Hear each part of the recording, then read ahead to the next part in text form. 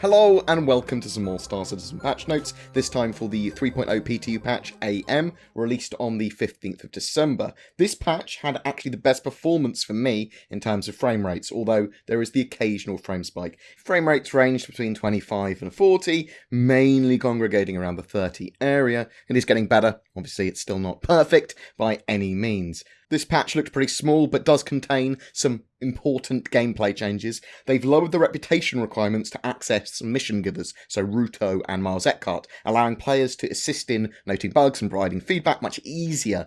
This means you're not going to have to complete dozens of missions to build up reputation to talk to those guys to get their missions. This won't be much of an issue once obviously 3.0 goes live and is persistent with its reputation, as you'll be playing and you'll get the reputation you can to speak to them.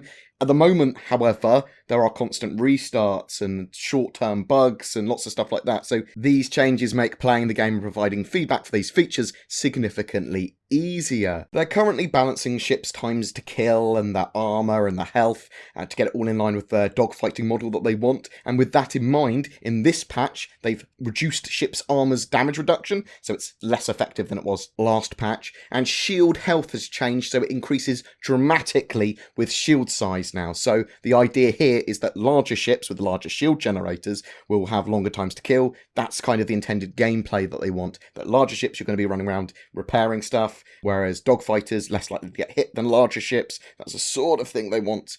Expect lots more balance changes while trying to get the time to kill in line with exactly what they want with dogfighting and larger ship combat. As more and more larger ships come online, 3.0 and afterwards, we're going to start to see combat and times to kill and these item 2.0 system changes kind of rebalance so that you're going to be changing your shield faces a lot to get the regeneration rates and the shield protection that you want, as well as running around your ship, preparing it and all that sort of jazz.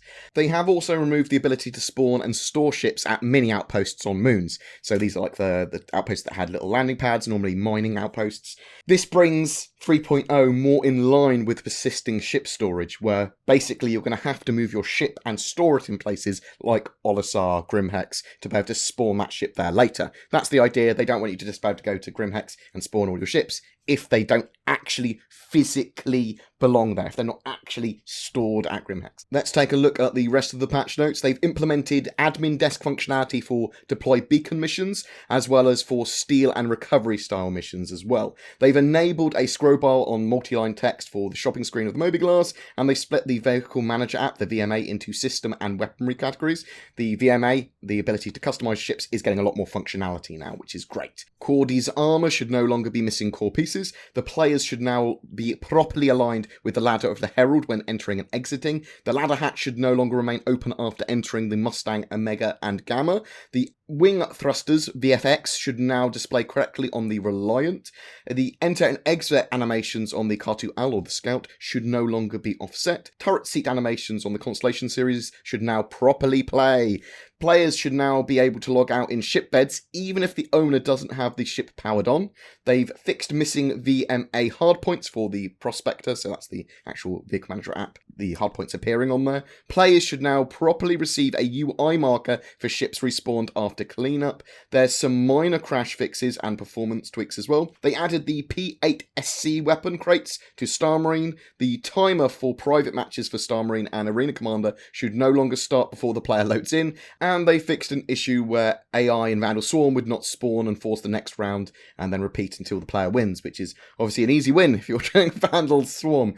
This patch wasn't this huge patch or anything, but it is one step closer to a 3.0 live release, and hopefully a PTU for everyone by Christmas. That's my dream. Every month we have a giveaway. For December, it's for an Orion mining vessel donated by our featured org Self-Made, an organisation looking at all types of gameplay with a lawful neutral stance, kind of bit anti-pirate, and focusing on developing your character in the verse to not be a dick and to be nice to others, and some other cool stuff there as well. Have a look at that org if you're interested in joining an org that is active now and for 3.0, and you like the idea of that kind of gameplay. All you need to do to be in for a chance of winning that Orion, though, is be subscribed to my YouTube channel and then comment on any of my Star Citizen videos during the month. Do you have any questions for me about 3.0, about the PTU, about Star Citizen's development in general? Chuck them in the comments below. Also, check out my selection of other videos covering pretty much everything from Star Citizen's Genesis to how to get into Star Citizen to lawsuits with Star Citizen to whatever. All the informations that you can possibly think of.